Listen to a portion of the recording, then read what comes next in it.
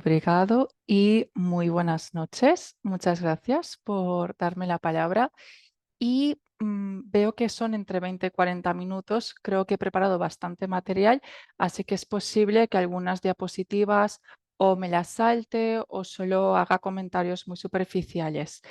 Y bueno, para mí también es un ejercicio nuevo porque estoy acostumbrado a otro tipo de discursos.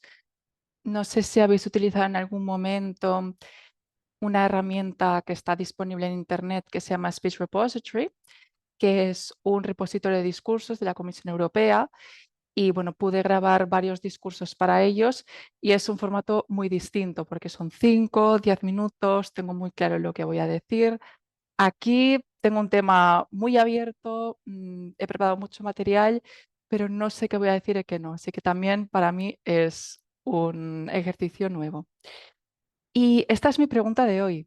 ¿A dónde se dirige Europa? Y no prometo ninguna respuesta, porque francamente no sé hacia dónde se dirige mi querido continente. Pero bueno, os voy a presentar unos datos.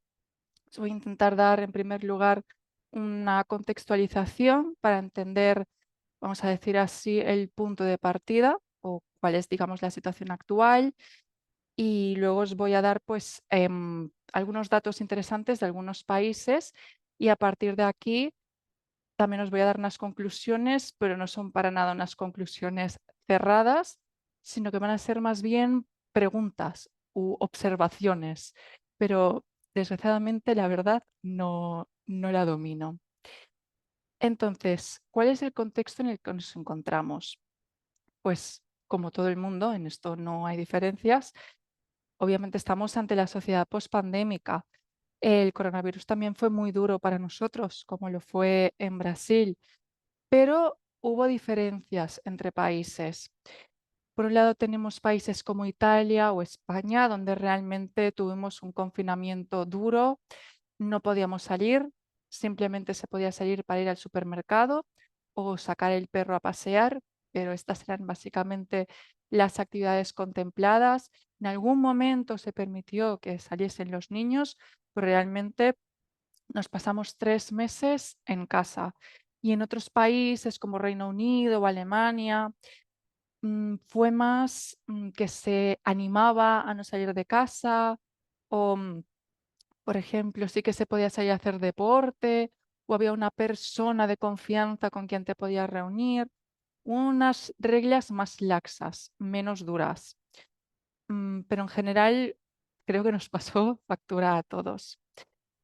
Y, eso provocó ciertos movimientos. Por ejemplo, esta foto de aquí en medio es de Madrid y Madrid destacó durante la pandemia porque la presidenta de la Comunidad de Madrid vendría a ser un equivalente de una presidenta de un estado de Brasil, que se llama Isabel Díaz Ayuso. No quería que los restaurantes cerrasen durante la pandemia porque para ella era más importante la economía y no cerrar la economía, que es lo que pasó en el resto de España.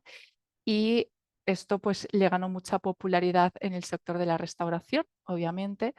O, por ejemplo, el movimiento antivacunas también surgió durante esta época o, digamos, ganó fuerza porque ya existían personas que estaban en contra de las vacunas. Y en Alemania, por ejemplo, que es donde os he puesto la imagen, el movimiento antivacunas ganó mucha fuerza. ¿Qué más os muestro? La inflación. Europa no está acostumbrada a tener inflación. Siempre tiene que haber un poco de inflación, pero un requisito para poder entrar en la Unión Europea es que un país no tenga más de un 3% de inflación.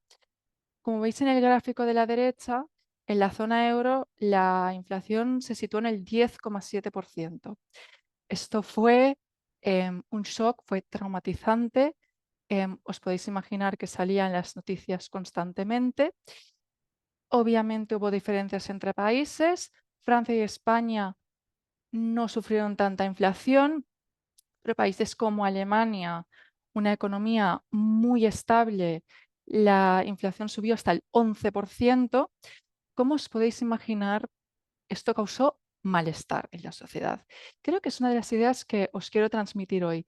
que veo que en Europa hay bastante malestar y viene como de esta idea que las cosas antes eran mejor o quizás el progreso no es tan positivo y nos ha llevado a un punto que no es tan agradable o que no es tan fácil.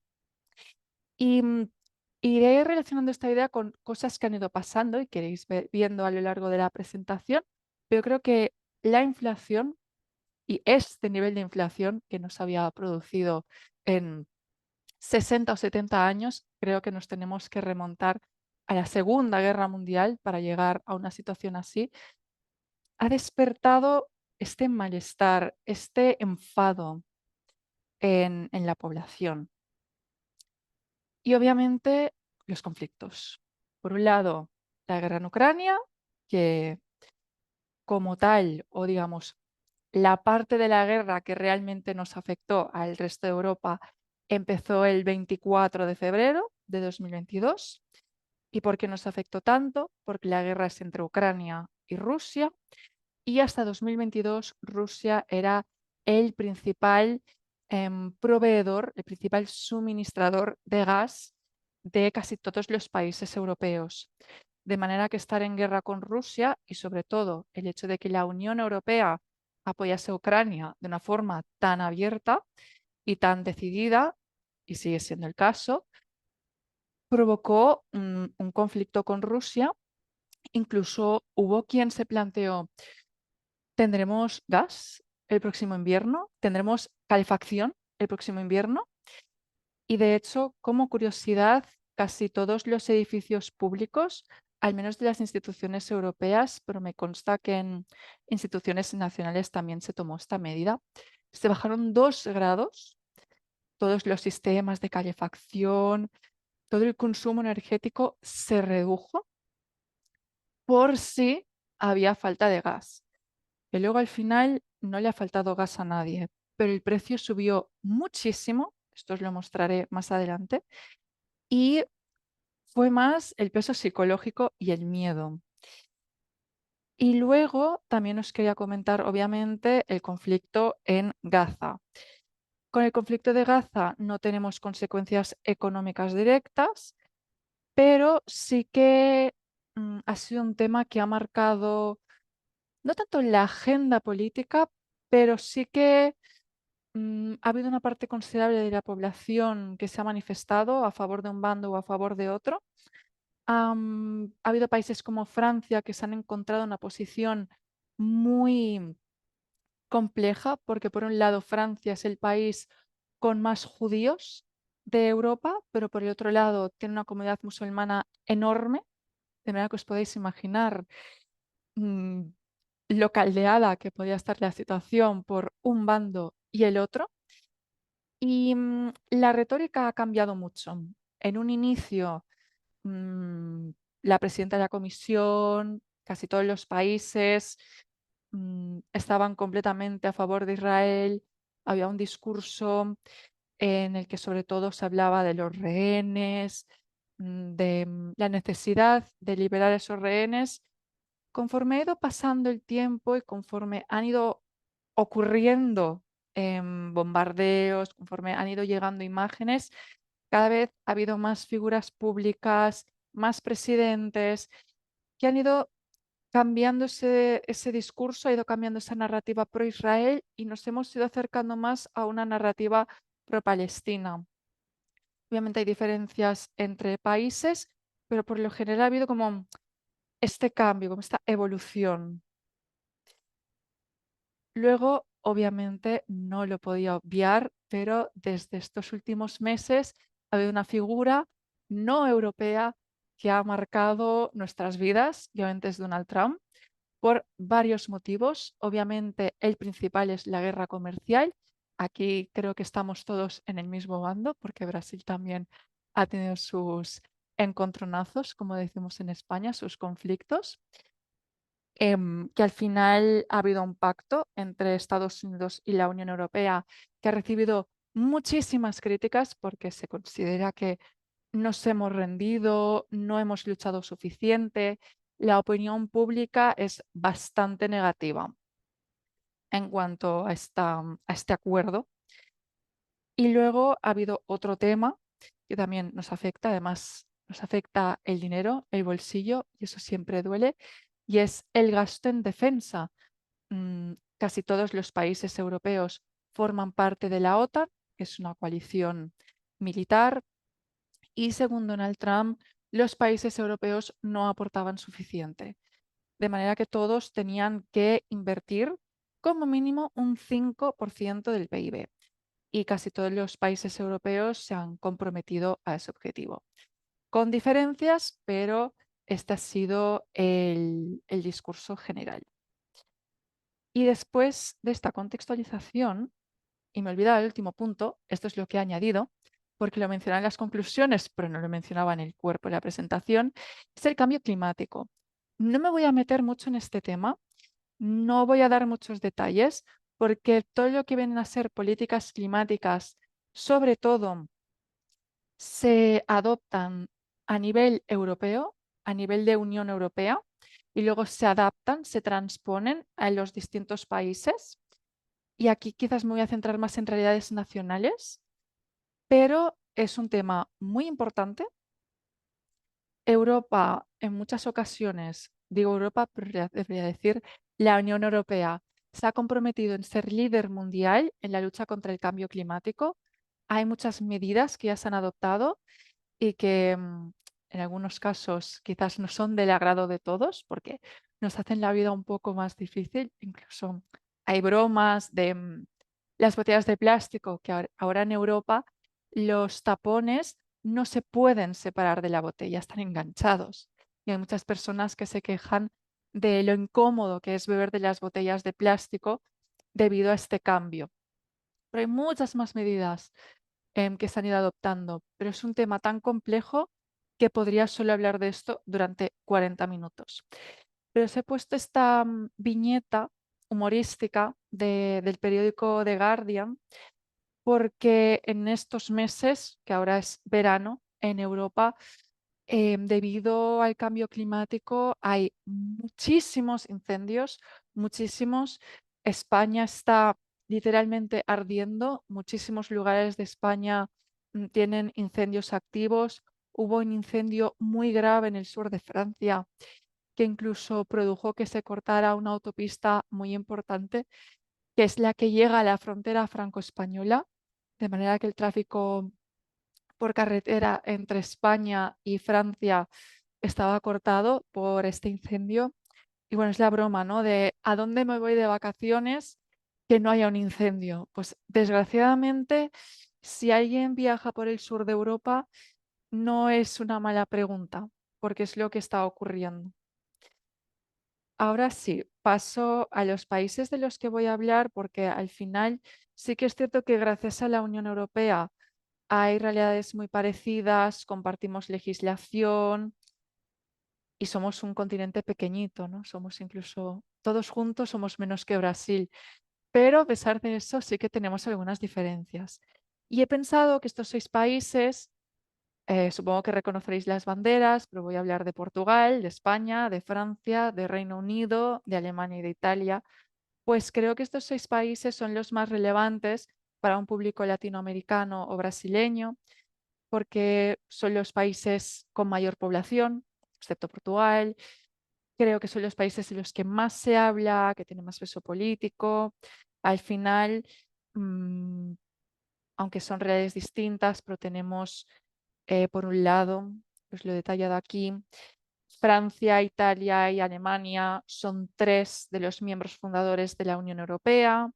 Estos son los que llamamos padres fundadores de lo que actualmente es la Unión Europea. Estos 3 países, junto con Reino Unido, forman parte del G7. Os he puesto aquí una foto del G7 con las banderas. Es una foto no tan antigua, tendrá como 4 o 5 años, pero la mitad de los líderes que aparecen ya no son presidentes ni primeros ministros, porque ha habido muchas elecciones y me he dado cuenta de esto preparando esta presentación. Voy a hablar de muchísimas elecciones porque todo el mundo ha votado, básicamente, pero estará más clara porque se ven los países. Por otro lado, España y Portugal son un poco distintos en este aspecto. Os he puesto aquí una foto de un evento celebrando los 40 años de la adhesión de España y Portugal a la Unión Europea. Entraron bastante más tarde, entraron en el 1986, unos 10 años más tarde de que en ambos países se acabaran las dictaduras fascistas que gobernaron durante, en Portugal fueron creo unos 50 y pico de años, en España fue un poco menos, unos 40, pero al final durante la mitad del siglo XX estuvieron básicamente aislados y tuvieron una realidad muy distinta a la de Francia, Italia, Alemania y Reino Unido. Y ahora pues paso a las realidades nacionales. ¿Qué voy a hacer para todos los países?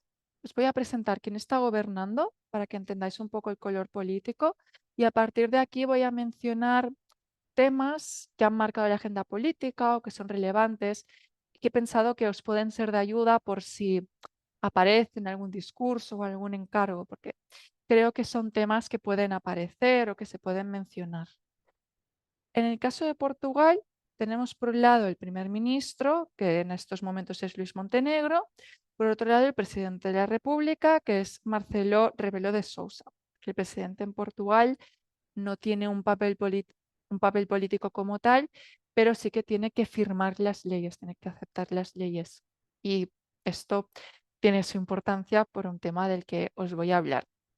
Pero quien realmente gobierna es Luis Montenegro, que es del Partido Conservador. Entonces, Portugal es tanto un país de emigración como de inmigración. Y esto es súper importante en Portugal porque, por un lado, la inmigración ha causado mucha polémica. Por otro lado, digamos, los portugueses que viven en el extranjero son muchos y en las elecciones tienen su peso. De hecho, en estas últimas elecciones de las que os voy a hablar, han sido los emigrantes los que han decidido la configuración del Parlamento. Y cuando hablaba de la crisis de Ucrania y de lo duro que ha sido, en el caso de España y Portugal, aquí os hablo de Portugal, pero esto también afecta a España, tal como en la crisis del 2008 fueron de los grandes perdedores, Italia también se vio muy afectada en 2008. No voy a hablar de Grecia, pero Grecia es como la gran víctima de esa crisis. Alemania, Francia, Reino Unido, sí que al final se ralentizaron los mercados, pero no sintieron la crisis como tal. En este caso, en la crisis del coronavirus que luego se juntó con Ucrania, aquí todo el mundo ha salido perdiendo, todo el mundo se ha afectado y en este caso España y Portugal se han podido proteger. ¿Por qué? Por la famosa excepción ibérica. Os he puesto aquí la foto de Pedro Sánchez, presidente de España, y el ex primer ministro de Portugal, Antonio Costa, muy felices porque acababan de pactar la excepción ibérica. ¿Y esto qué implicó? Que se limitaran los precios del gas. ¿Por qué aceptaron esta medida? Porque España y Portugal son de los pocos países que no recibían mucho gas de Rusia desde un primer momento. Mayoritariamente venía de Argelia, de manera que los problemas con Rusia no nos afectaban. Estábamos en nuestra península tranquilamente con otra fuente de gas y pedimos que a nosotros no se nos subiese el precio porque no estábamos relacionados con la crisis energética de Rusia. Y Úrsula fue muy simpática y nos lo aceptó y esto supuso que la energía en España no subiese tanto. Una gran ayuda. Y luego el gran escándalo, mm, digamos, que ha marcado Portugal o la agenda política de Portugal últimamente es el escándalo de Spinum Viva, que esto nos lleva a las elecciones. ¿Qué es Spinum Viva? Spinum Viva es una empresa que ofrecía varios servicios, ofrece, porque todavía existe. Por un lado es una consultoría de protección de datos, también se encarga de la compraventa de inmuebles, se dedica a varias cosas y es una empresa de la familia de Luis Montenegro. ¿Cuál es el problema? Se denunció un presunto conflicto de intereses porque Luis Montenegro era el socio mayoritario de esta empresa y transfiere su parte de la empresa a su esposa y a sus hijos un mes más tarde de que lo hubiesen elegido presidente de su partido. ¿Qué ocurre? Que por un lado se esperó un mes se esperó un mes para vender su parte de la empresa cuando ya había sido elegido y se aprobó una ley que lo favorecía, posible conflicto de intereses. Por otro lado, la compraventa de acciones no es válida en Portugal porque en Portugal existe una ley que no permite que se compren o vendan empresas entre miembros de una misma familia. De manera que esa venta no era legal y Luis Montenegro sigue siendo socio mayoritario de esta empresa. ¿A qué nos lleva este escándalo? A elecciones. Convocaron elecciones a raíz de una moción de censura. Como veis, son elecciones de 2025, muy recientes. ¿Cuáles son los resultados? Pues la coalición de Luis Montenegro, la Alianza Democrática, gana 11 escaños, como podéis ver aquí, gana las elecciones y además mejora resultados.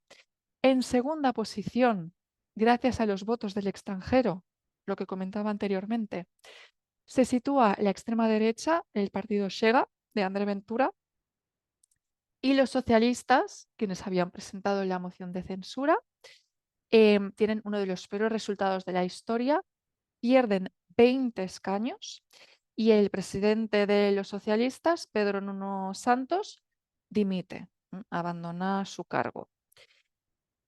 Y después de estas elecciones, ¿cuál es una de las primeras medidas del nuevo gobierno de derechas reforzado? Con el apoyo del Chega, extrema derecha, que también se ha visto reforzada y que en estos momentos es la segunda fuerza. Pues un paquete anti-inmigración. Por eso os he puesto los dos pasaportes, porque desgraciadamente los principales afectados son los brasileños, la gran comunidad brasileña que existe en Portugal. Hay varias medidas que se quieren adaptar con este paquete.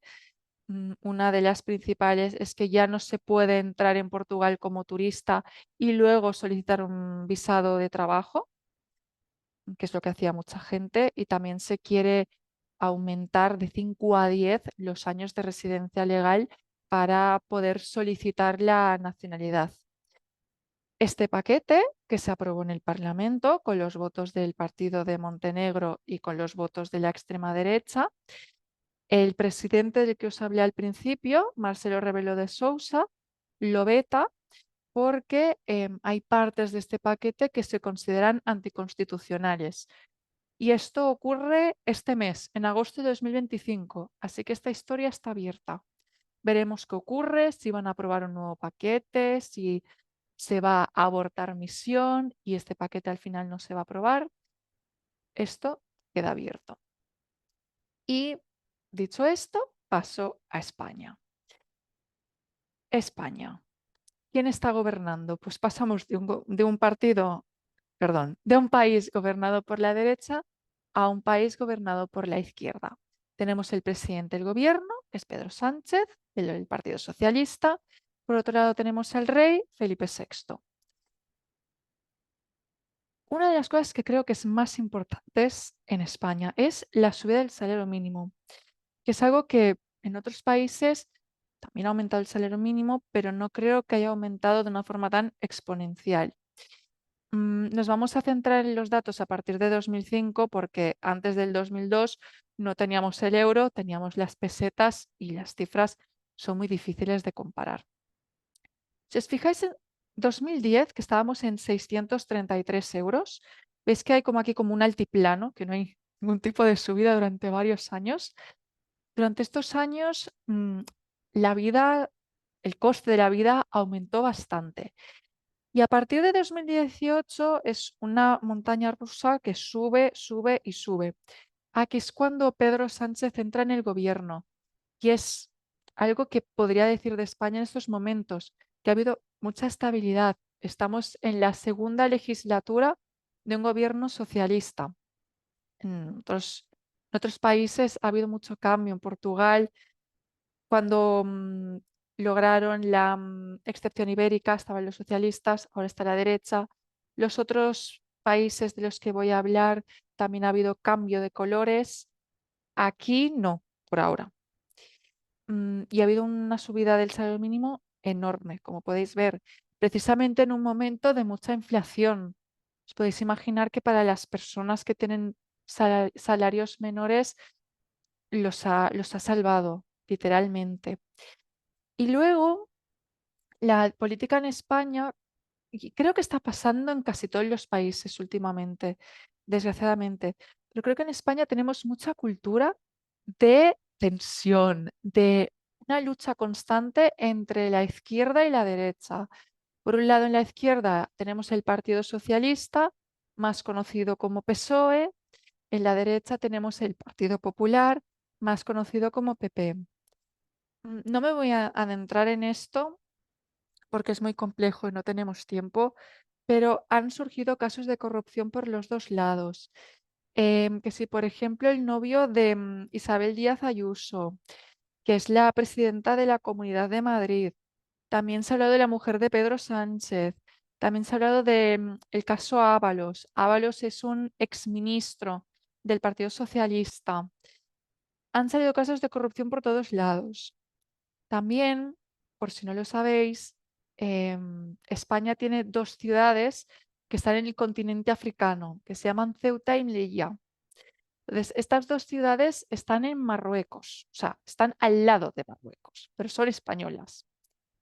Esto implica que dos ciudades, que son ciudades que a lo mejor son un 15% de Sao Paulo, tienen una frontera exterior de la Unión Europea. Y esto no es una broma, porque las fronteras exteriores de la Unión Europea son muros.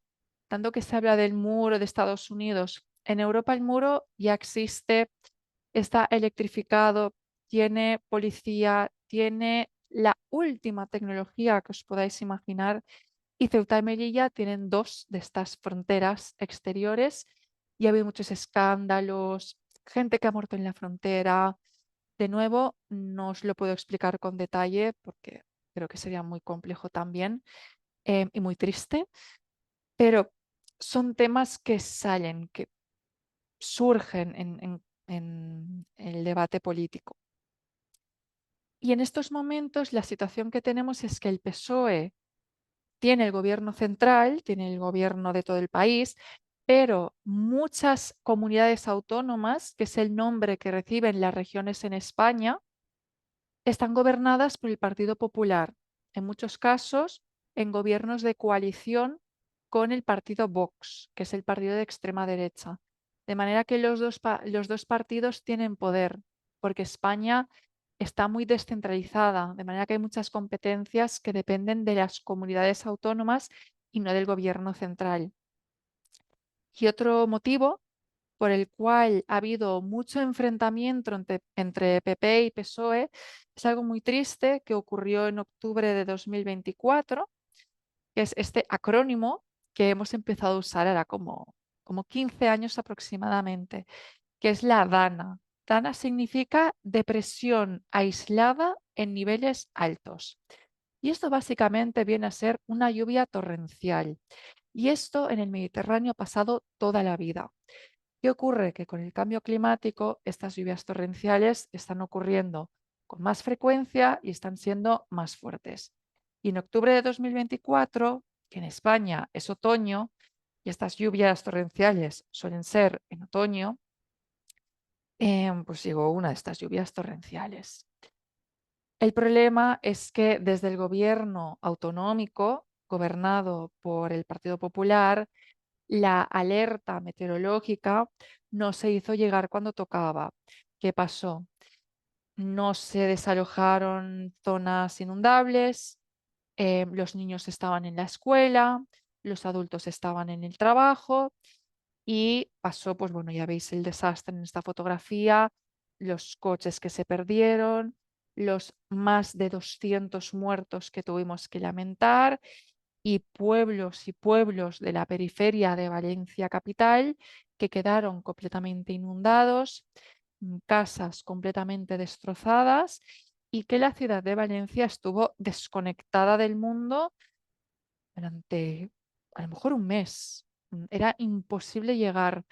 Fue un poco como cuando veía imágenes o historias de Instagram, parecía el apocalipsis. Fue algo muy extraño. Yo no estaba en España, de manera que lo viví de lejos, pero tengo una amiga de Valencia capital y fue vivir el apocalipsis, sin exagerar.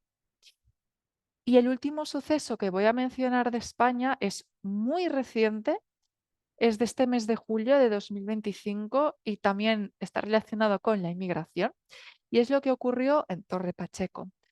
Torre Pacheco es un pueblo, un municipio de la provincia de Murcia, que está en el sur de España, es costa mediterránea. Surgió una noticia, y este es el detonante de lo que ocurrió después, de que un anciano fue apalizado por un grupo de jóvenes y que este grupo de jóvenes era de origen magrebí o marroquí. No recuerdo exactamente qué salió en la noticia, pero del norte de África. Y a raíz de esta noticia, grupos de extrema derecha por redes sociales convocaron, digamos, a sus seguidores para que fuesen hasta Torre Pacheco para cazar inmigrantes. Y se pasó muy mal porque durante días o incluso semanas, un pueblo bastante pequeñito y con muchísima inmigración por la agricultura, porque hay muchos inmigrantes que trabajan en el sector agrícola, pues había estos grupos de personas violentas, ya veis que iban con el rostro cubierto, pues intentando pegar a gente, apalizar a gente por la calle y la gente tenía que encerrarse en casa por el miedo. Entonces ha sido como un periodo de mucha tensión. Y con esta parte pasó al tercer país de esta presentación, pasó a Francia. En este caso también tenemos mucha estabilidad. Creo que junto con España es el otro país del que voy a hablar de estabilidad. Porque el presidente de la República sigue siendo Emmanuel Macron después de 8 años.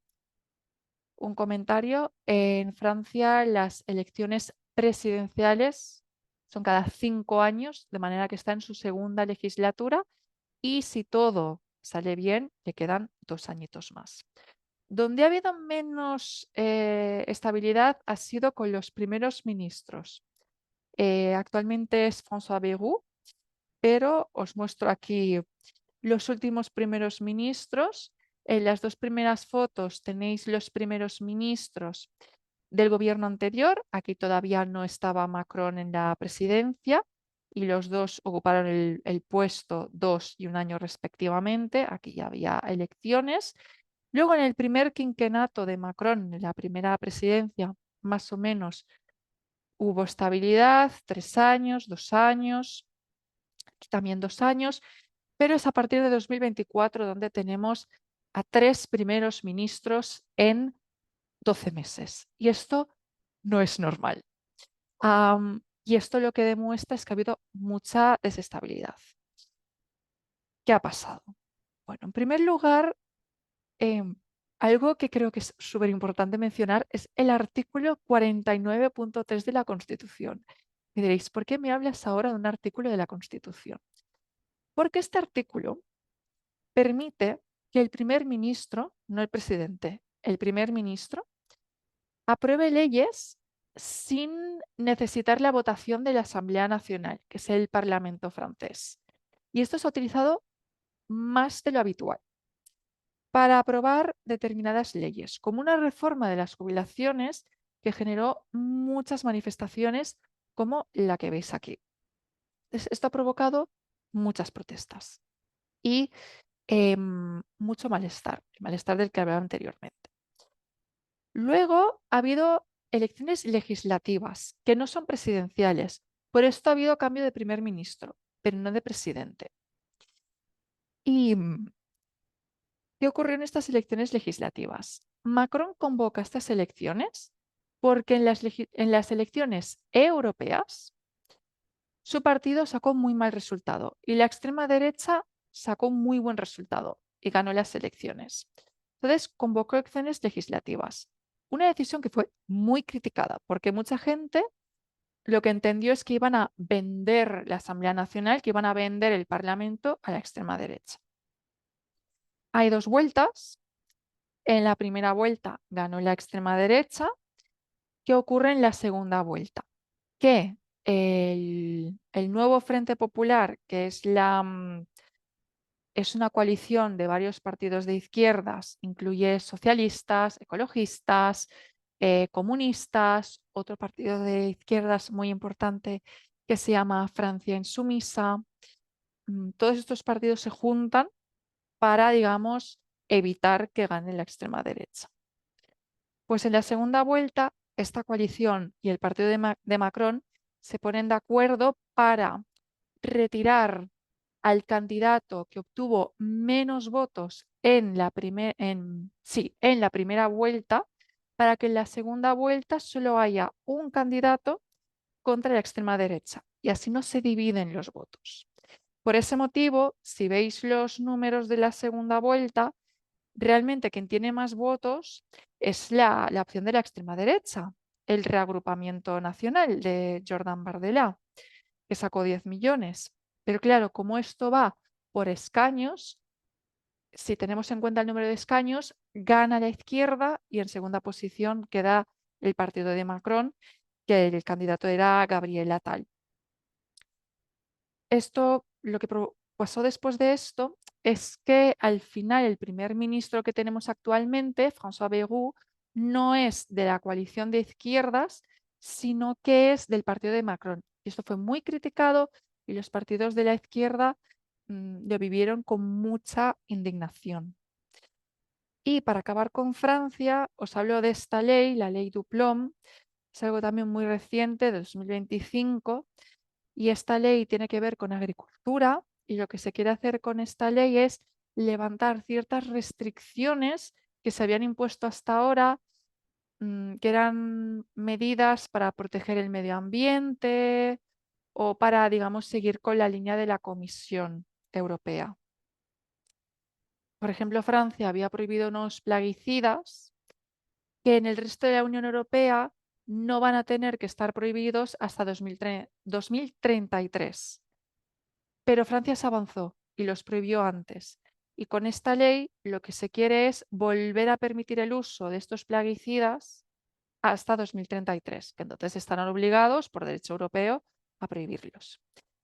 Hubo mucha indignación, hubo una iniciativa popular para que esta ley no siguiese adelante, la ley se aprueba, pero el Tribunal Constitucional tumbó partes de esta ley, vetó partes de la ley, como por ejemplo la parte de un producto bastante polémico que se quería volver a legalizar, que es muy malo para las abejas. Y al final las abejas son indispensables para la polinización y producción de alimentos. De ahí este cartel que os he puesto, el dibujito de la abeja.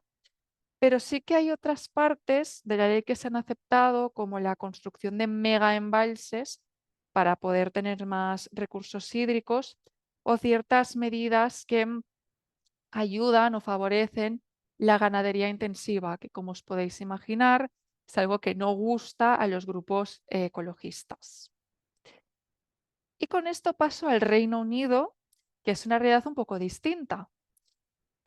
Por un lado tenemos a su primer ministro, Keir Starmer, del Partido Laborista, un gran cambio, porque durante 14 años han gobernado los conservadores.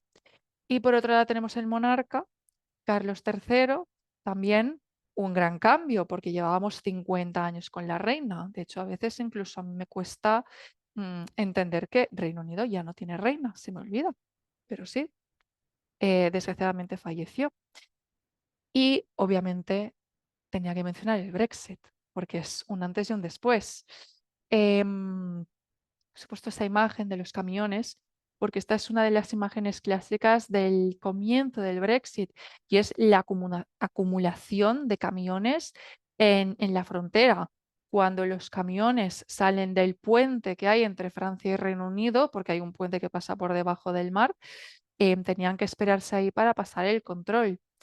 Y es lo que ocurrió porque el Brexit empezó sin acuerdo, pero se consiguió el acuerdo con, bueno, un puzzle que costó de entender. Básicamente, todo el Reino Unido está fuera de la Unión Europea, pero el control aduanero dentro del Reino Unido, cuando se comercia con Irlanda, se hace entre Gran Bretaña, la isla, e Irlanda del Norte. Irlanda del Norte está en la isla de Irlanda, pero es territorio británico. Y de esta manera, Irlanda del Norte, sin formar parte de la Unión Europea, digamos que forma parte de la Unión Aduanera de la Unión Europea, o básicamente acata las normas comerciales de la Unión Europea para que no haya una frontera, lo que llaman la frontera fuerte o la frontera dura entre Irlanda e Irlanda del Norte. Y esto básicamente se ha pactado así para evitar que volviese el terrorismo, porque durante muchas décadas en la isla de Irlanda hubo muchos atentados terroristas porque por un lado hay personas que están muy a favor de que Irlanda del Norte forme parte del Reino Unido, pero por otro lado hay también una parte considerable de la población que no se siente británica y que quiere formar parte de la República de Irlanda. Está muy polarizado y ha habido mucha violencia. Y esta medida, que ha causado mucho descontento, digamos, en la parte de la población que se siente británica, se ha tomado esta medida para evitar el terrorismo, básicamente para evitar la violencia. Y como mencionaba, hemos tenido 14 años de gobiernos conservadores y también de mucha inestabilidad, porque ya veis, hemos tenido 5 primeros ministros y tampoco han pasado tantos años. Todo empieza con David Cameron, que es quien convocó el referéndum para ver si el Brexit tenía el apoyo de la mayoría de la población o no. Salió que sí, él estaba a favor de permanecer en la Unión Europea y dimitió. Y a partir de aquí han pasado los demás. Theresa May tuvo que dimitir por no conseguir un acuerdo. Boris Johnson acabó consiguiendo el acuerdo, pero por varios escándalos tuvo que dimitir. También su gestión de la COVID, sobre todo al principio, fue discutible. Y Liz Truss estuvo un mes en el cargo y ya pasamos a Rishi Sunak, que aguantó un poco más, pero después de Rishi Sunak, los laboristas ganaron por un resultado aclaparador las elecciones. Fue un resultado muy bueno a favor de los laboristas. Y quería mencionar el Partygate, de hecho es uno de los escándalos que más afectó a Boris Johnson.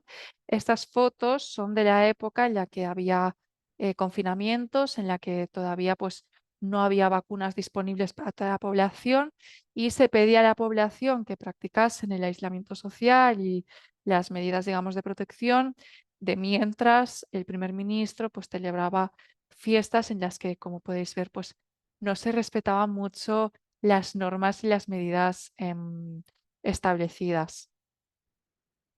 Y por último, para acabar con Reino Unido, no todo ha sido, digamos, positivo en el gobierno, digamos, laborista, ya que hace poco que han entrado y uno de los principales proyectos ha sido un paquete de recortes sociales enorme. Y esto ha provocado muchas protestas y también que el ex líder del Partido Laborista, el señor Corbyn, anunciara que iba a formar un nuevo partido con otras caras del partido. ¿Vale? Que ha habido como un abandono de muchas personas importantes del gobierno laborista. Y paso a Alemania, soy consciente del tiempo, así que voy a dar solo las ideas principales. Alemania también ha votado hace poco, por eso tendremos un nuevo canciller, que es Friedrich Merz. Luego tenemos la figura del presidente, con Steinmeier, que el presidente simplemente es una figura neutral. Y lo que os quería comentar de Alemania, que lo voy a decir más brevemente de lo que tenía pensado, es que durante 4 años hubo una coalición que fue bastante difícil de formar porque eran 3 partidos muy distintos, el Partido Socialista, el Partido Liberal y el Partido Ecologista, y que era conocido como la coalición del semáforo por los colores de los partidos. Es algo típico en Alemania poner estos nombres. Y básicamente con las elecciones federales hubo un cambio enorme. Ganó el partido de Friedrich Merz, que es la Unión Democristiana, el partido de Angela Merkel, que gobernó durante muchos años. La extrema derecha pasó a ser segunda fuerza, fue la primera vez que esto ocurría. Y el Partido Liberal, que estaba en el gobierno anterior, ha perdido toda representación parlamentaria, ha desaparecido del Parlamento alemán. Y lo que quería comentar también es esta división tan marcada entre lo que era la Alemania del oeste y la Alemania del este. El este ha votado mucho más a favor de la alternativa por Alemania, que es el partido de extrema derecha. En cambio, el oeste, que era la Alemania, digamos, capitalista, ha votado en masa por la Unión Democristiana, de manera que el muro no sigue ahí, el muro físico no está, pero en la mentalidad de muchas personas sí. Y esta isla negra, obviamente, es Berlín, de manera que todo sigue muy marcado. Y luego la campaña de Alternativa por Alemania esta vez fue mucho más agresiva y se dedicaron a mandar estos billetes de deportación a personas con apellidos no alemanes, em, que bueno, que son billetes a un país de origen seguro. Y la parte del gas no la voy a mencionar porque no quiero tampoco alargarme mucho. Paso al último país del que quería hablar hoy, que es Italia. Italia también ha conocido bastante estabilidad. Tenemos la presidenta del Consejo de Ministros, que es Giorgia Meloni, y el presidente Mattarella, que de nuevo también es una figura neutral, que simplemente aprueba las leyes, pero no tiene peso político. Lo que marca mucho la política italiana es, y sobre todo ahora con la extrema derecha, mm, menciono que Giorgia Meloni es la primera mujer en ostentar su cargo de primera ministra y también la primera vez que la extrema derecha ostenta el poder desde la Segunda Guerra Mundial. Y lo que iba a comentar es que se habla mucho del invierno demográfico en Italia. Hay como esta obsesión de hay que tener más hijos, tiene que haber más italianos. Ya veis los números, no paran de reducirse. Luego, la división norte-sur es enorme económicamente, socialmente. Los prejuicios que existen entre el norte y el sur es, es una división muy marcada y creo que es importante conocerlo. Y luego, debido al gobierno que tenemos en Italia, ha habido bastantes ataques contra las familias homoparentales. Lo último que ha ocurrido es que el Tribunal Constitucional ha anulado una ley que se había aprobado y las parejas de mujeres lesbianas podrán tener los nombres de las dos madres en la partida de nacimiento. Luego, también se ha hablado de la migración, ha sido un gran tema y se ha intentado hacer llegar inmigrantes a Albania, se han creado centros para inmigrantes en Albania, pero el Tribunal Constitucional lo ha anulado y se han mandado muy pocos inmigrantes, ha sido muy caro y en general lo podríamos considerar un fracaso. Y luego se convocó un referéndum con varias preguntas sobre derecho laboral y también sobre inmigración. Es un referéndum que proviene de la oposición. El gobierno lo que pidió fue abstención y gracias a la abstención se anuló, de manera que no se pudo adoptar ninguna de las propuestas que se tenían pensadas, que era para, por ejemplo, para reducir el tiempo para poder obtener la nacionalidad, entre otras preguntas, eran 5 preguntas. Y por último, llego a mis conclusiones. Lo que observo en Europa básicamente es que tanto a nivel europeo como nacional como regional, los partidos que están ganando últimamente son los de derecha y extrema derecha. Uno de los principales temas del discurso político es la inmigración y crece el discurso anti-inmigración cada vez más y esto está generalizado en todos los países.